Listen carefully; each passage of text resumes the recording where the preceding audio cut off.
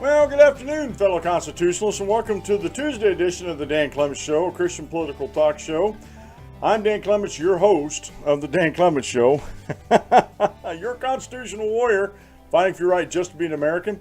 It is July 25th in the year of our Lord 2017. Remember, we're a hyphen-free, PC-free zone. God is still in control, and He does love you. And I'm broadcasting live from the Hemlock Studios here in the beautiful central Susquehanna Valley in the great Keystone State. And I need to apologize for yesterday. I thought I was streaming. I don't normally watch my beautiful mug on YouTube in the preview screen. And I hit the stream button, and then I went on with the show, and I forgot to hit the record buttons on my open broadcast studios on my streaming or my production computer. So I had no video copy of the show yesterday, and when I went back over to shut off the feed here, something happened. I don't know if it was a hiccup on the computer or what, but it never sent the live stream over. So yesterday's show was strictly audio. I didn't have the energy or the heart to redo the show on the video, but the audio is very good. I know some people, actually, that's all they do. Tom Woods, he doesn't put up a video of the show. He puts up just his screenshot and puts up the audio on YouTube. And there's a lot of hosts that do that. There's a lot of hosts out there. I was watching one this morning who is just amazingly against Ken Ham and the Ark and some other folks surrounded with that, and putting out stuff that is condemning if it's true. However, his facts are kind of scant in that. I am not going to tell you who it is, but he has a caricature of himself because he's afraid there's going to be some Christian reprisal on him. So he's protecting him and his family. So I honestly, folks, this anonymous stuff, and you've heard me talk about this before, this anonymous stuff is just totally ridiculous. Totally ridiculous. Because and it's not that I want trouble to come onto my family, but hiding behind pseudonyms, hiding behind thumbnails, caricatures of yourself, avatars as they're called. I don't know. I'm conflicted with it. People have a right to do it, and that's fine. But I also have a right to criticize it. Especially if you're going to get on and comment on things on folks' show, like I've been getting on my YouTube video. I've actually gotten quite a few views on that. Christians have finally taken back the rainbow. The article with Ken Ham lighting up the Ark exhibit down there with the rainbow and explaining to folks what the rainbow is actually a sign of. Of course, I got the usual atheist responses in there. I responded back to them. I'm not going to engage them too much, but I will respond just to let them know that I did read their messages and stuff. So, but I just little rant there about what's going on the internet, and like I said, that little snafu I had yesterday. I was so mad at the end of the show, and when I get mad and stressed, it causes a muscle ache flare up in my body because of the chemical imbalance, I guess, that happened. So I was not a happy camper yesterday. I was not feeling good after the show because that happened. So I'm double redundant. I also I got to write notes.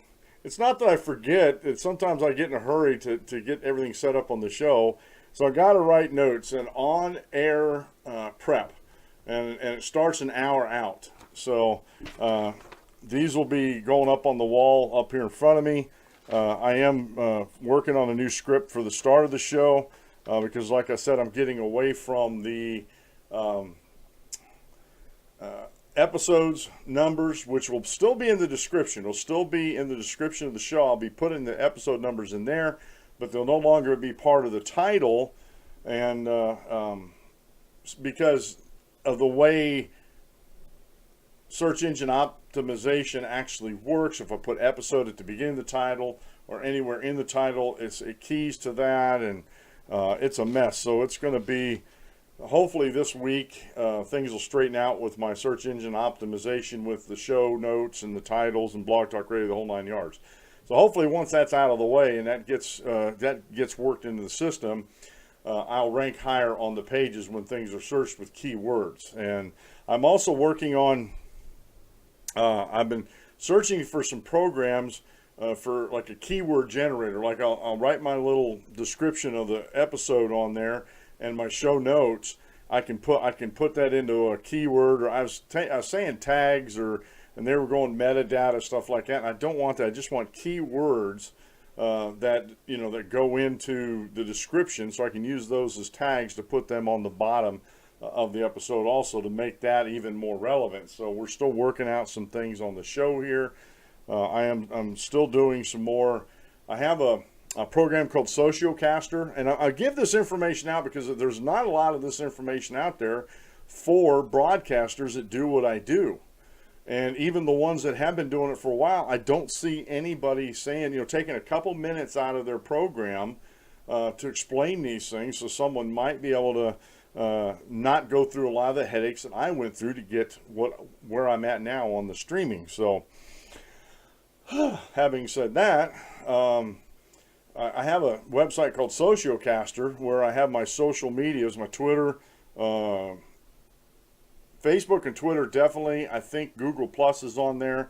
I'm not sure the other ones. I'm going back in there this afternoon and reset some things up. And I can actually schedule these things out as far as giving notifications out to folks for like a week in advance. And because I'm having an issue with the promote buttons on Blog Talk Radio, I'm having an issue of them hooking up to like Twitter when they're supposed to. And one it'll hook up to Twitter or Facebook, but it hasn't been doing both. And I've sent emails about that. I don't know what they're going to do about it, and it's kind of making me mad because I want to promote the show on, through the Blog Talk Radio studios. So I don't know what's going on there with that. Like I said, I emailed them, said, I'll click on the one or click on the other, and they just will not talk to each other. So it's almost like they're mad at each other. So. But anyway, yesterday on the show, we talked about the DOJ is on the wrong side of drugs in America. And not just the drug wars, but drugs in America in general. They're on the wrong side of these things. And we're talking about the Commerce Clause. We're talking about the Constitution. And it amazes me, and I chalk it up to being providential. I really do. That I'll be talking about a subject, and I'll go through and I'll check my videos. I like to check through my videos on my YouTube channel, on my the homepage where everything's recommended. And I came across this one that I'm going to try to get in contact with this guy. His YouTube channel is called Mike the Cop. And on July 11, 2017, he was talking about the sovereign citizens movement, which you hear me talking about the sovereign people or sovereign citizens of the United States. It's nothing to do with the sovereign citizen movement that those folks out there are doing. But he talked about in his, and I want to go through and re-listen to this and send him a message in that. He said that the Constitution trumps all state laws. So it doesn't matter. And he said he went through, as a policeman, he went through a constitutional class. So I want to ask him about that class. And, ask him if he can explain that, maybe even get him on as a guest on the show to talk about that a little bit, because this is the prevailing thought in America today, that the U.S. Constitution trumps everything. It trumps state laws. It trumps any local municipality, anything that the federal government, any law that they pass trumps all state laws. And we were talking about this yesterday. We're going to talk about it some more today. That is just not the case. And I got to go back to the enumerated powers and the supremacy clause in the United States Constitution. The U.S. government is supreme, has the supremacy on the enumerated laws. If the states gave the power, like in the enumerated powers, to the federal government, in those powers that they delegated, they are supreme over the states, because the states got together, made a compact or contract, setting up the federal government. So what happens, and the question keeps coming up, what happens if the federal government goes beyond those new enumerated powers? Does the state have the obligation to follow those, one? And two, does the state have the obligation to protect its citizens that are living within that state from an overreaching federal government? And we're going to talk about that today. We're going to talk a little bit today about the economic impact of the drug wars on America. And I'm not going to get into numbers, but I just want you to start thinking about this. How much is it costing the taxpayers to have all these bureaucracies set up to fight the drugs, to incarcerate people, and to actually hold them? You know, the arm of the law, you know, the administrative part of the law, the ones that administer, like the DEA, FDA, all these alphabet bureaucracies. Then you have the judiciary that goes through and sentences these folks and sends them for incarceration. Then you have the prison system that actually incarcerates them and keeps them until they're paroled or whatever. And this is a huge chunk of the American economy that actually does do this.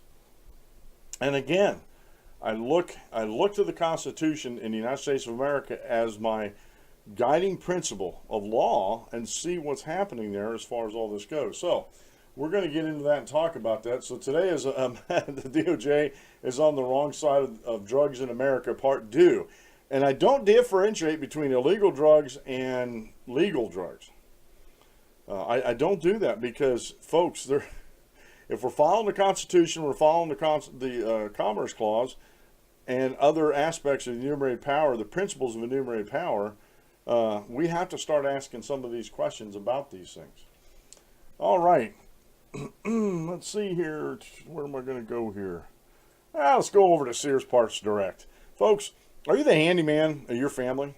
Or, again, do you actually work on lawnmowers on the side, maybe make a few extra bucks, and you have a hard time finding parts reliably and on time and everything? Go to the DanClementShow.com and click on the Sears Part Direct widget in the middle of the page there. You'll see it on the right-hand side. They are an affiliate marketer of mine. And when you go there and purchase your parts and other products through that link, I get a little bit of the action, you know, a little capitalism at work here. And not only will you find the parts and get them to you, you know, in a timely manner, you also get 10% off the parts. So if you go to the DanClementShow.com and click on that widget, you'll see the offer code for that.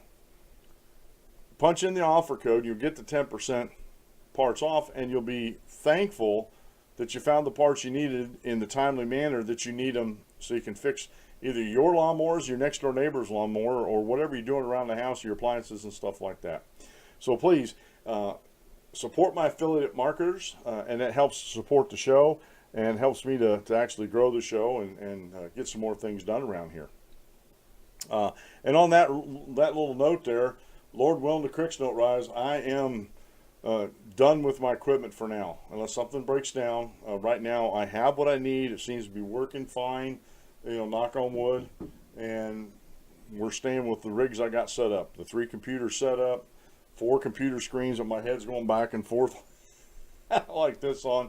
I do apologize for that. I know some people might think that's a little unseemly, me looking off the side here reading something. I don't have everything in front of me.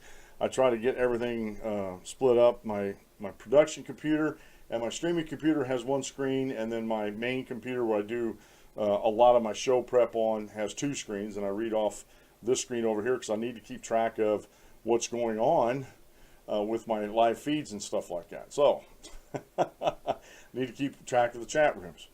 All right, today's daily Bible reading comes from the Gospel of John, chapter 14, verses 21 through 23. He who has my commandments and keeps them, it is he who loves me. And he who loves me will be loved by my Father, and I will love him and manifest myself to him. Judas, not Iscariot, said to him, Lord, how is it that you will manifest yourself to us and not to the world? And Jesus answered and said to him, if anyone loves me, he will keep my word, and my Father will love him, and he will come to him and make our home, or we will come with him, and we will come to him and make our home with him.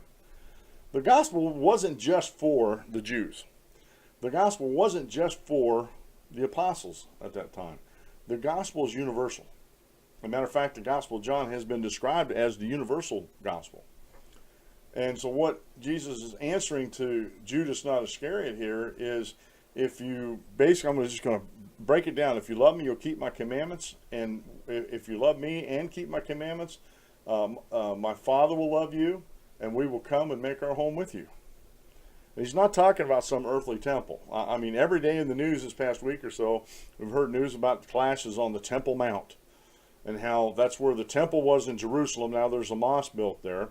Both the Jews and the Muslims, or those that practice Islam, are clashing over that. Oh, that's our most holy site. No, that's our most holy site. And there's a big fuss going on about this. And I got to sit back. I got to sit back a little bit and laugh about it. I'm not laughing about the loss of life that's happening with this, but I got to sit back and laugh about this because you have these. You have the Jews on the one side who rejected Christ. And I would say that's the vast majority, maybe not all, but that's the vast majority of those living in Israel today. They rejected Christ, and as the Hebrew writer said, there is not going to be another sacrifice for sin. That's already been done. Jesus Christ did that sacrifice for sin. He was the Messiah that was foretold in the Old Testament, and the Jews just missed it. They refused to accept Jesus Christ as their spiritual Messiah. They were looking for a physical deliverance. And since Jesus didn't do that, he couldn't have been the Messiah. They had this whole misunderstanding. And what I'm trying to say here is when Jesus Christ came and died on the cross and nailed the Old Testament to the cross, that included temple worship. Because nowhere in the New Testament are we told that this place is holy and we need to go there and worship, or that place is holy and we need to go there and worship. It's wherever the ecclesia is, the called out, the church. It's wherever they are, and they're feeding on God's word and sharing it with one another and evangelizing those around them and fellowship and worship. When they come to worship God, that's the holy place, and it's not the physical place. The building we meet in on Sundays is not holy. The auditorium we meet in to listen to lessons and sing praises to God is not a sanctuary. There's nothing holy about that building. It's the people that are in the building. That is what's most important. I think even a lot of denominations have gotten the wrong idea about this. So there's been a lot of fussing and fighting and feuding over the Temple Mount for nothing. Because quite honestly, God could care less about that. It served its purpose, and its purpose is done. That was part of the old covenant. It was done away with. We have no commands to build a temple to where God's going to be housed in the New Testament.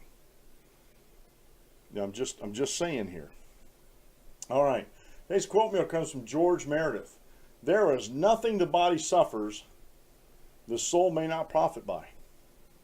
We go through a lot of heartache and pain throughout our lives, and that, but there's nothing, if we have the right attitude, especially the right attitude with God in mind, there's nothing we're going to suffer that our souls can't profit from. And that's absolutely correct. All right. Today's short Bible lesson actually comes from Apologetics Press, and years ago I got a discussion about the food requirements back in Leviticus. I think it was Leviticus 11:19 or Leviticus 19:11. But anyway, I can look that up quick. But talking about bats go viral, and Moses called it. And I thought, bats go viral, and Moses called it. I said, I gotta read this, right? And so I went in and started reading that, and it was very fascinating about the bats and the what they actually carry on their bodies and why they don't get sick. And this is something, this is something. One of these arguments that we go through, or debates, or argy-bargies, as I like to say, that we attend to, that they don't look at Moses and the food requirements as something coming from God. They want to pick on the wording that goes in this. Let me go down through here. It's in Leviticus chapter 11.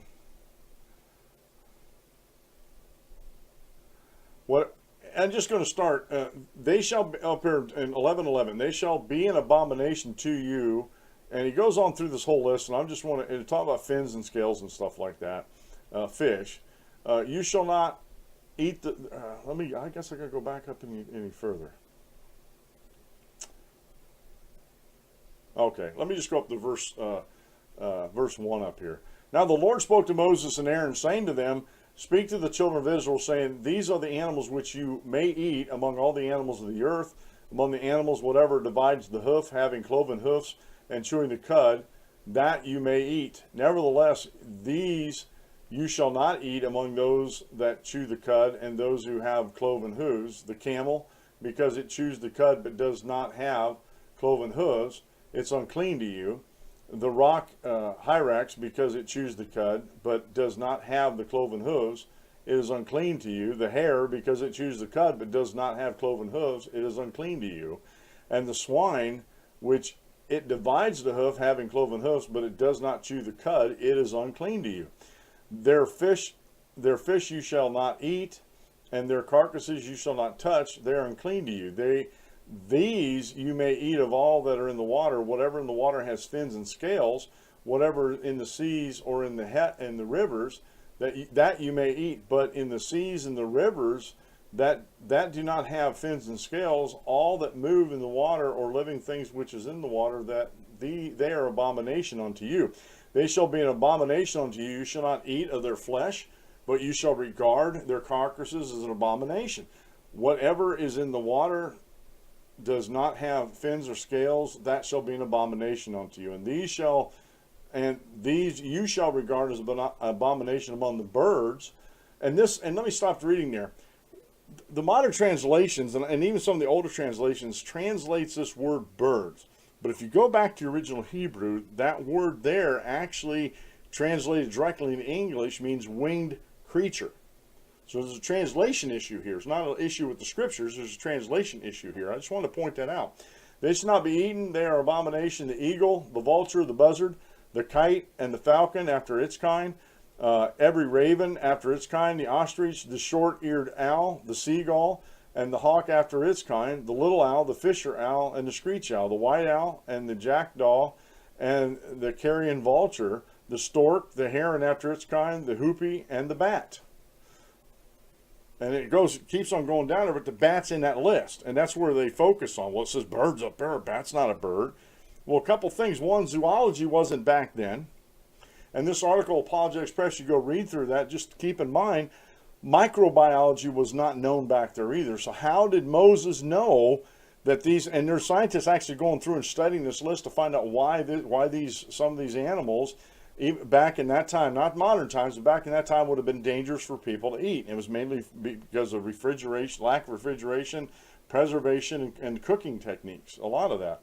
And it was a fascinating article in there about the bat, and I'm glad they're doing this type of research in there. But a lot of folks, a lot of atheists will point to that verse saying, well, the Bible can't be right because it has the bat saying as a bird. And when you go in to correct them on that term bird, actually means winged creature. If you, instead of using the bird, you say among winged creatures, you have no problem. There is no problem with that list then. I just want to point out, people do that all the time, whether it's with Scripture or whether it's with the law and the Constitution. You're going to run into some resistance when you interpret the Constitution the way the founders wrote it, especially in modern times here. And that's what we're dealing with here with these drug wars and everything that's going on. See that little segue going right in there? All right. I want to get to this one I didn't get to yesterday. It's Law 101, the Commerce Clause, FDR, and Original Intent by Ellis Washington over at WND. And he posted this back in 2007, August 18th in 2007. And let me just get that up here. If a judge can interpret the Constitution or laws to mean something obviously not intended by the original makers, then the nation's constitutions and laws are meaningless. Lawrence P. MacDonald, We Hold These Truths, 1976. A constitution is, in fact, and must be regarded by the judges as a fundamental law. If there should happen to be an irreconcilable variance between the two, that which has the superior obligation, the Constitution, ought to be preferred to the statute. The intention of the people to the intention of their agents. Alexander Hamilton, Federalist number 78. With the exception of the religion clause of the First Amendment, perhaps in the history of the American constitutional law has so much mischief been wrought by the Supreme Court that in Article 1, Section 8, Clause 3, the so-called Commerce Clause, and I didn't mean to inflect it that way, Commerce Clause. On February 5th of this year, this was back in 2007, President Bush submitted to Congress a $2.9 trillion budget, most of whose spending is possible due to a perverse interpretation of the Commerce Clause over the past 70 years, dating back to FDR's first term in 1933. And his social takeover of the government called the New Deal. Like all constitutional law, in the beginning it all seemed so simple, so sublime, so logical, but as time passed, Machiavellian presidents, ambitious congressmen, activist judges, humanist academics, and the ubiquitous special interest groups all had a hand in perverting the original intent of the Constitution. Article 1, Section 8, Clause 3 of the United States Constitution, known as the Commerce Clause, gives authority to the United States Congress to regulate commerce with foreign nations and among the several states and Indian tribes. That's all it is, dear reader, 16 words, okay? Since the ascendancy of FDR and socialism in the early 1930s, the application of the Commerce Clause by Congress to justify its legislative power over every conceivable interstate transaction has flourished virtually unabated. Using these simple 16 words above, the Commerce Clause has greatly shifted the balance of power from the individual states and we the people to the federal government. This shift as a balance of power has had dire consequences on daily lives and the average U.S. citizen. Not only in the laws that are being developed and put into practice by the federal government unconstitutionally, by the way, there's also an economic cost that we the people can never recoup from all these bureaucracies that are set up unconstitutionally.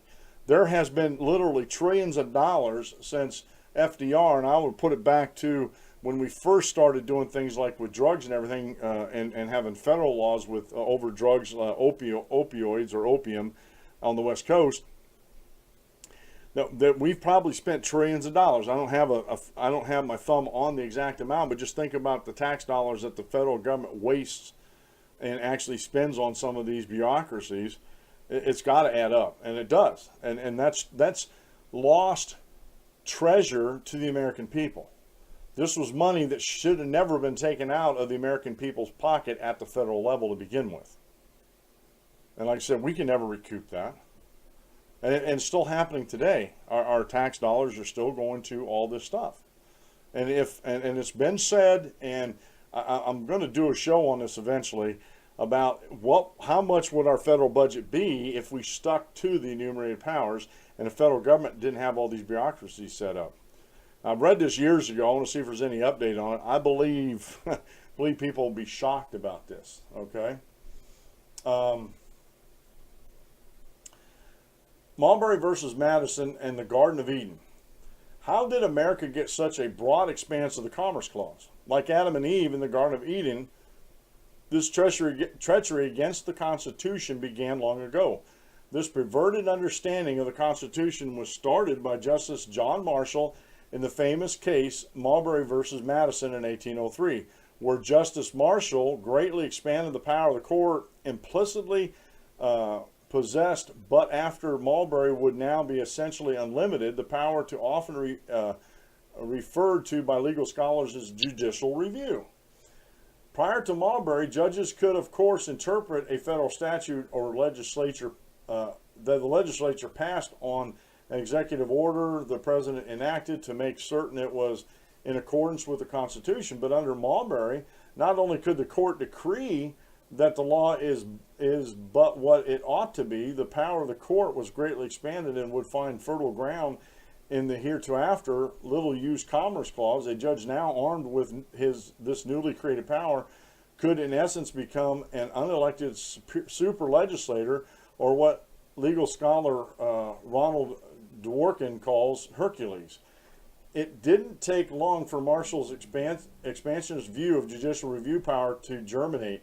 In Gibbons v. Ogden in 1824, now Chief Justice John Marshall expanded Congress's power to regulate interstate commerce, even more to include the power to regulate interstate navigation. Marshall writes, commerce undoubtedly is traffic, but it is sometimes more. It is intercourse. A power to regulate navigation is an expressly granted as if the term had been added to the word commerce. The power of Congress does not stop at the jurisdictional lines of the several states. It would be a very useless power if it could not pass those lines. Again, expanding at that early 1824. You know, the nation's, barely 50 years old. If that. And I don't have my calculator out. I'm not going to figure the math out here, but it's very young, and we're already expanding things beyond the Constitution. In complicity with the two great social movements of the 19th and 20th century, the Industrial Revolution and progressivism, the judiciary expanded the powers of the Commerce Clause even more. For example, in Swift v. United States, 1905, the court held that the activity of the meat packers fell under the jurisdiction of the Commerce Clause, despite the fact that their activity was geographically local. Nevertheless, the court reasoned that this activity had a significant relation on the current commerce and thus could be regulated under the Commerce Clause. The court's decision made unconstitutional the monopolist practices of price fixing. The Commerce Clause has been stretched so far that the case of Sanford v. Wallace in 1922, the court affirmed a federal law regulating the Chicago meatpacking industry, even though these businesses were only native to the city of Chicago. The court in Stadford reasoned that the stockyards are but a throat through which the current of commerce flows, and that the stockyards were great national public utilities. This type of sophistic jurisprudence is beyond the pale. Not until the United States v. Lopez in 1995 and later United States versus Morrison in 1995 did the court, under Rehnquist, narrow the seemingly invincible Commerce Clause. Chief Justice William H. Rehnquist delivered the opinion of the court in Lopez and ruled that Congress had the power to regulate only three areas: the channels of commerce, the instrumentalities of commerce, and three, the action of substantially affects interstate commerce. Critics call this interpretation of the Commerce Clause that returns power to the states a new federalism. A year after Lopez's decision, the court found in Seminole Tribe versus Florida in 1996 that, unlike the 14th Amendment, the Commerce Clause does not give the federal government the power to abrogate the sovereign immunity of the states. Justice Thomas particularly has championed this strict interpretation of the Constitution's Interstate Commerce Clause and favors limits on the power of the federal government in favor of states' rights. Finally, after 70 years of liberalism and activist jurisprudence, the court seems poised to return some type of reasonableness and sanity to the heretofore ungainly and intractable Commerce Clause. Let's hope that the Roberts Court will continue this trend to limit congressional and judicial power over the people. And I agree with everything that Elias is saying here, but he does get back to state powers and states' rights. But this is something, and Clarence Thomas and New Federalism and everything that we're talking about here, but this is something that a lot of these commentators actually leave out of the grind, as it were. They don't put it into the mix very much. And that is the right of the states to nullify these overreaches by either the Supreme Court or the federal government itself, especially in the Commerce Clause. And if you go back, and we talked about this yesterday, if you go back and the original intent of the Commerce Clause was to keep commerce regular between the states, that one state could impose a tax, an import tax, an export tax, all that kind of stuff. They did away with all that stuff, and because there was a lot of states that didn't have access to ports, either the Mississippi or, without going through another state, or the coastal ports on the East Coast and eventually on the West Coast, didn't have access to them. And this was to prevent the states to put an extra burden on these states that didn't have access to them.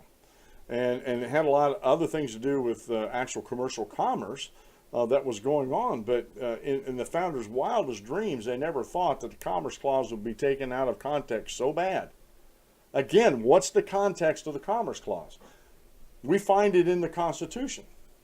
You know, it's Article 1, Section 8, Clause 3. Okay? And it's part of the Constitution. Well, what's the Constitution? It is the legal contract between all the states that created the federal government to begin with, that limited and defined the powers of the federal government through the enumerated powers. And the Commerce Clause is one of those. So anything in the Constitution you cannot look at as being expansive, and this is where, and this is why I argue against. And I'm not a scholar, but I look at these things in their context. I see Marbury versus Madison. I see that as being an unconstitutional ruling, and that's exactly what it is. It's a ruling. It isn't law. Just because the Supreme Court says something is constitutional, they're not the final arbiter of what is or is not constitutional. It's the sovereign people of the United States of America. It's the sovereign citizens.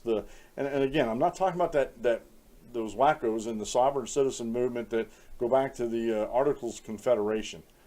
I'm not talking about that. I'm talking about the sovereignty of the American people. It flies in face of their sovereignty. It flies in face of the state powers and the 10th Amendment. Anything not granted in this Constitution to the federal government is reserved for the states or the people thereof. That's not hard to understand, folks, in my mind. That's extremely not hard to understand. And getting back to, and I'm glad I read this because this brings out a lot of, and this is something you need to go and study some of this stuff, and why and how we got where we're at with the Commerce Clause, with as early as 1824 with the Marshall Court, and then we got into, you know, FDR and his courts in there. They expanded they expanded the Commerce Clause. One of the cases, and I don't have it at hand here, was this farmer was growing wheat on his property and other crops on his property to feed his family and his animals, and wasn't participating as far as buying in the market and stuff. And they, through the Commerce Clause, said that was illegal, that he couldn't do that. He couldn't grow his own food for his family and feed his livestock and things like that. It was because he wasn't participating in the market. And this is one of the arguments, if you remember, when Obamacare was being debated, this was one of the arguments that the Democrats would bring up, you know, about the Commerce Clause. Well, you know, inaction is, you know, does have a ripple effect in commerce and the economy. It absolutely does. But if a citizen of the United States of America isn't doing anything, isn't harming anybody, just growing crops in his backyard to feed him and his family, taking care of themselves, doing it as organically as possible, you know, that as they think they should. I give example of the Amish and the Mennonite in our country that do that. They don't contribute a lot to our economy, yet I don't see the federal government going after them. And since they don't participate, they're not adding to or taking away a lot. So what's the big deal? And for the government to force people to participate in commerce, where are the freedom folks out there? You know, this is totally anti-freedom, and this is one of the arguments they brought out about Obamacare. Well, they can't just sit out there and do nothing. It's like the youngsters, the late teens, early to mid-20s, even into the early 30s that didn't want insurance because they were healthy. Whether they got regular checkups or not, I don't know. But they were healthy. They were living, you know, they were living their lives. Nothing was happening to them, and they thought, I don't need to spend all this money right now on health insurance. I'm healthy. I'll just take my chances. That wasn't good enough for the federal government, and that wasn't good enough for Obamacare. And that's the argument they used. You know, this FDR argument with this farmer who wasn't participating in the economy the way they think he should have. So we see another government overreach, just like Marbury versus Madison was a Supreme Court overreach, and the Congress should have right away in 1824, and I think there was enough founders left around, or enough framers left around there anyway, or at least people that were closely associated with the framers. They should have been up in arms about that and censured the Supreme Court and says, no, you don't expand your own powers. And that's why, honestly, folks, and I may be totally off base on this, but that's why I don't follow Marbury versus Madison. I don't believe the Supreme Court had the right or the authority to expand their own powers. It was Congress. It was the only one, if you look in the Article 3 of the judiciary, where Congress is the one allowed to do a lot of stuff. And actually, the Congress can keep the Supreme Court from adjudicating something from the lower courts. That's Congress's prerogative, and I don't think Congress has ever acted on that. And we need to go back and re-adjudicate Marbury versus Madison, because that was an unconstitutional power grab by the Supreme Court. Where after Marbury versus Madison, the Supreme Court could, of their own accord, actually govern over this stuff, make laws from the bench, legislate from the bench, and so on. So this is important stuff here, folks. This is really important stuff that we need to understand. Now, real quick here before we get into Walter E. Williams' article, the Controlled Substance Act was back in 1971, and it's an act to amend the Public Health Service Act and other laws to provide increased research into and prevention of drug abuse, drug dependency, to provide for treatment and rehabilitation of drug users and drug dependent persons, and to strengthen existing law enforcement authority in the field of drug abuse. Now that sounds all well and good. We're going to help the drug abuser. We're going to help those that got caught on this dependency cycle of drugs. Then you got that last little clause in down there about law enforcement authority in the field of drug abuse. Now, as I've been contending here the past 2 days, and I'll continue to contend here today, that the federal government does not have a constitutional controlling authority through the enumerated powers or through the Commerce Clause to govern anything about legal or illegal drugs. Nothing. That's a state's power. My question is, and this keeps coming up from time to time, but no one wants to answer this in the anti-freedom group side. What happens if you have a state like Montana that may not have, and I don't know, I didn't look up these subjects, I'm just doing a what if here, a whataboutism here. What if Montana doesn't have a drug problem? They don't have drug gangs up there, they don't have people, whatever. When I say there's a bunch of states out there that really don't have a drug problem that's huge. Maybe like California and Los Angeles, like some of the big city centers actually have. We have, and I'm not naive about this, we do have a drug problem here in the central Susquehanna Valley. But it is a very localized problem. Are there drug gangs in Harrisburg and other areas, Redding and stuff like that? Yes, there is. Is there a drug problem here right in my area here in Snyder County, Union County, Northumberland County, Montour County?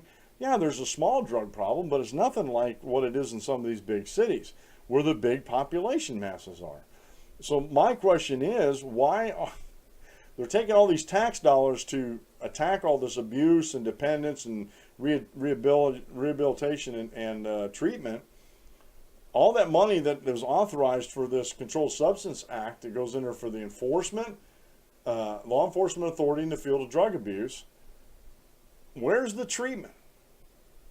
All I ever see in the news are people who are caught using the drugs, not selling, the end user who's addicted to the drugs, whether they're legal or prescription, which would make them illegal if you're not the one prescribed to use them, is the government's idea of rehabilitation is throwing them in prison?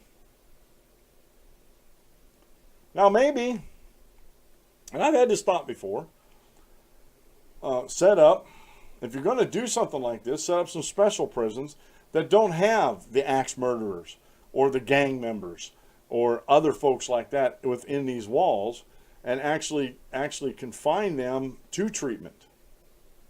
Not to where it's self-checked in, where they're going to go and we're going to try to help them. We're going to try. We can't force them to be helped. They can get out and go right back to the abusive ways if they want to, and that's part of being free people, folks. At liberty, having liberty by law and the freedoms that we enjoy.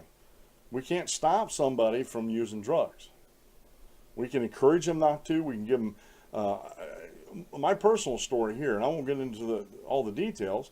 Before I became a Christian, I was doing drugs, I was drinking, and I was carousing. And there was no end in sight for me. And I was to the point where I'd come back on the ship and couldn't remember getting back on the ship, and it happened more than once. It happened, I don't know how many times, but it happened more than once, because I can't remember them. But the one time I got caught, the doctor the ship's doctor, ship's surgeon, was there as officer of the deck when I was coming home, and I had no clue that I had even talked to her. And I went up to her office, and we had a real heart-to-heart about this. She said, I'm concerned about you. Your drinking is getting out of hand. And matter of fact, that morning, there was a master-at-arms waiting at my bunk for me to wake up to take me up to the doctor's. He followed me. I went and took my shower and got some breakfast and coffee in my gullet, and he took me up to see the doctor as soon as I was done with that. And she sat down with me. She put me on 30 days restriction on the ship. And it wasn't, didn't have to do extra duty. It was just 30 days restriction. You're not leaving the ship. And if that doesn't work, they were going to send me up to Etzel. Etzel, Scotland, I believe it was. I don't think it was England. It was Etzel, Scotland, where they had drug and alcohol treatment up there. And that was a wake-up call for me. And it wasn't shortly after that Alan and Dave had shared the gospel with me. And I was baptized into Christ in October 1982. And I credit my support structure of the church with helping me with that.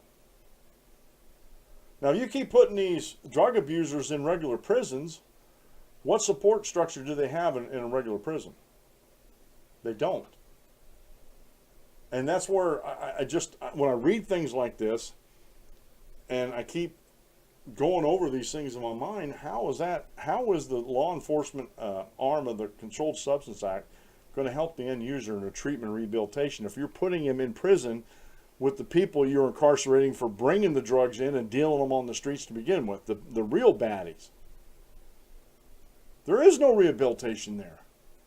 So if they were earnest in their drug war and in their propaganda that they're putting out at the federal level about the Controlled Substance Act, they would have prisons set up that were more like halfway houses, but with some instruction, encouragement, camaraderie, that type of thing, that the support system they need, like AA. And I can actually see AA getting involved with this, Al-Anon getting involved with this, with counselors and support groups and all that kind of stuff. But we don't have that. All we want to do is incarcerate everybody on up based on an unconstitutional authority by the federal government to be doing anything with drugs to begin with. And real quick here, I got about 11 minutes here left. Let me get over here. Drugs and the Constitution Party. This is a party platform or a plank of the platform. The 10th Amendment states, the powers not delegated to the United States by the Constitution nor prohibited by it to the states are reserved to the states respectively or to the people. The 14th Amendment states the right of the people to be secure in their persons, or 4th Amendment, excuse me. The 4th Amendment states the right of the people to be secure in their persons, houses, papers, effects against unreasonable search and seizures shall not be violated, and no warrant shall issue but upon probable cause supported by oath or affirmation and the particularity describing the place to be searched and the persons or things to be seized. The Constitution Party will uphold the right of states and localities to restrict access to drugs and to enforce such restrictions. We support legislation to stop the flow of illegal drugs in the United States from foreign sources. At the same time, we will take care to prevent violations of the constitutional and civil rights of American citizens. Searches without probable cause and seizures without due process must be prohibited, and the presumption of innocence must be preserved. Throughout recorded history, most men have lived under conditions of slavery and despotism imposed by governments under pharaohs, kings, czars, furos, commissars, dictatorships, democracies, etc. The greatest threat to life, liberty, and pursuit of happiness is tyrannical and abusive government.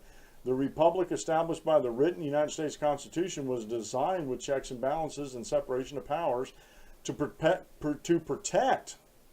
the people against the natural tendency of all government to become abusive and tyrannical. And Congress has authorized and allowed the bureaucratic Drug Enforcement Agency to manifest many abuses of powers, including the combination of executive, judicial, legislative powers in the hands of arbitrary, capricious, and unelected bureaucrats, the arbitrary confiscation of property without due process of law. And they're talking about asset forfeiture laws, which are totally unconstitutional. We'll get into that in the future too, because that's something A lot of these things I'm talking about are on the heart, on Jeff Sessions' heart, as this is something the federal government can and should do. And it's absolutely not. The violation of rights of the people enumerated in the Bill of Rights, including the right to keep and bear arms, to be secure in their persons, houses, papers, and effects, the right to speedy and public trial, the right to face one's accusers, the protection of common law, no excessive bail or fines imposed, no cruel or unusual punishments inflicted, federal intrusion and usurpation of law enforcement authority properly belongs to the state and local government. The federal courts of our nation are now overloaded, bogged down, and hamstrung by the drug cases, of which many mandatory sentences, thus preventing the courts from conducting their proper business to mete out justice for the people in an expeditious manner. Prisons and jails are now overloaded and overpopulated, thus increasing the tax burden on honest, law-abiding citizens and increasing criminal activities in and out of prison, including riots and disruption within prison walls. Criminalization of drug abuse at the federal level of government has not resolved the problem, but has complicated and increased the drug problem. In particular, the unconstitutional federal domestic war on drugs is a never-ending financial drain on honest, law-abiding taxpayers.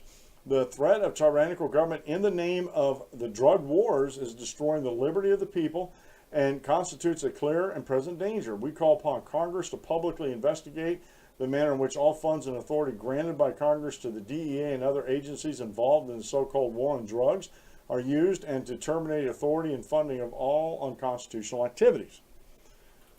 And that's one of the reasons why I like the Constitution Party, because they're plain spoken and they follow the Constitution, unlike the Republicans and the Democrats out there.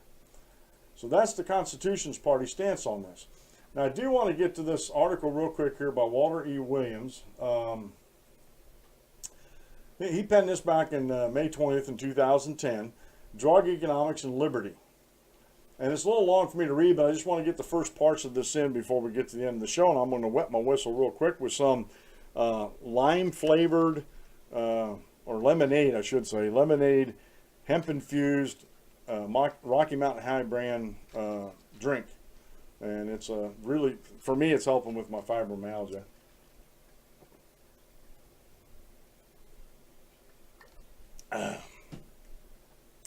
Now, if you don't know who Walter E. Williams is, go do some research on him. Very brilliant man, brilliant economist, and he does a fantastic job when he speaks or writes anything.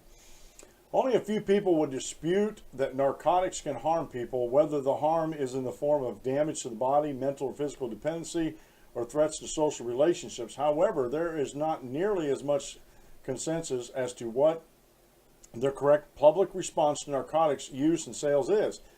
Ideas range from decriminalization to the current outright prohibition. Let's start by acknowledging that there is no question whatsoever that the sale and use of narcotics in our country could be virtually eliminated. It could be accomplished at a monetary cost far less than the hundreds of billions spent so far in the nation's war on drugs. We could suspend habeas corpus and constitutional guarantees against unreasonable search and seizures to more easily gather evidence on people who use or sell drugs. We can make the arrested bear the burden of proof of innocence on conviction. Now stay with me on this, folks. Conviction summarily executed them, we could make those arrested bear the burden of proof of innocence, and on conviction summarily execute them. Countries with far less wealth and far fewer police resources than ours have used that strategy to reduce drug use, and so could we. Thankfully, I think most Americans would and should recoil in disgust at that kind of drug war strategy. So we have to examine less draconian measures. A few thoughts on the economics of drug trade might give us guidance. So the first part there was sort of tongue-in-cheek. If you know Walter E. Williams, if you ever read or heard him speak, he likes to do that. Set the argument up and then go and sort of swoop in for the kill, as it were. There's no mystery why people use mind-altering drugs. It makes them feel good, at least temporarily. That's not only true of cocaine, heroin, and marijuana. It's also true of mind-altering products like cigarettes, cigars, coffee, tea, wine, and whiskey. There's considerable evidence that many people prefer their vices in a diluted form, hence the popularity of filtered cigarettes, light beer, wine coolers, and mixed drinks. The same seems to be true, at least to some extent, about illicit drugs. When what are seen as vices are legally prohibited, supply responses change people's behaviors. Imagine there's a supplier of illegal marijuana. Government steps up its efforts to stop the supply by increasing interdiction efforts, along with stiffer fines and prison sentences. Which is easier to conceal, the transport $1 million worth of marijuana or $1 million worth of cocaine? Obviously, it's cocaine because there's far less bulk per dollar of value. Thus, one effect of prohibition is the tendency towards increased sales and use of more concentrated forms of drugs that can include products such as crack, cocaine, ice, and meth. Another impact of prohibition is on prices. The supply to addiction needs of those who are not able to pay the prohibition-induced higher prices of cocaine. Producers will seek to find cheaper substitutes such as crack. This is borne out of the fact that crack is far more popular among poor addicts than wealthier ones. Invitation to make a killing. And these are where the economic stuff comes in. I'm not going to get this finished according to the clock, but he talks about invitation to make a killing. With those higher prices, they can make more money. Sanctioning civil rights abuses. And there's a lot of civil rights abuses that go on in the drug wars. And they've been well documented throughout the years. And so I want to pick up on this tomorrow real quick, because like I said, I only got 2.5 minutes. But I'm gonna share this with everybody tomorrow and finish this up on the drug wars. I'm not going to spend the whole show on this because I want to talk about some other stuff. President Trump's talking about infrastructure spending. I got a good article in today's show notes that I'm going to hold over for tomorrow that talks about that and actually literally talks about the unconstitutionality of what the federal government's proposing. Like I said, if state governments want to do all this road building and all these bridge buildings and stuff like that, they're more than happy to do that. Matter of fact, and real quick here in our area, we finally, instead of waiting on federal funds and other funds to come in to help us with the Central Susquehanna Valley bypass, the state government finally got in their heads, well, why don't we just raise the gas tax on the good people of Pennsylvania and sunset it? And as far as when I read it, it had a sunset clause in it to pay for the project. And so that's what they did. They increased the gas tax in Pennsylvania, and we're finally going to get a much-needed bypass, which helps with transportation, all that kind of stuff. And that is, I believe, a state-level power, and that's what the states ought to do. I think the states know best where these roads have to go to decrease the bottlenecks and everything on transportation. And yet, if you look at a gallon of gas, there's a federal excise tax in there also on the gas, and they're supposed to use that for the highways. And I'm doing some research on that now, and I bet you that the vast majority of that money never makes it, because how come they're always talking about taking other tax monies and bundling them together in an infrastructure package to try to rebuild the roads and bridges so we have a better infrastructure in our state. Folks, that's the music. That's the end of the show. This has been the Dan Clemens Show. I'm your host, Dan Clemens, your constitutional warrior. Remember, if you aim at nothing, you hit it every time. Have a great rest of the day, folks. God bless. And don't forget to read your Bible and your Constitution today. Have a blessed day, and we'll see you tomorrow at noon.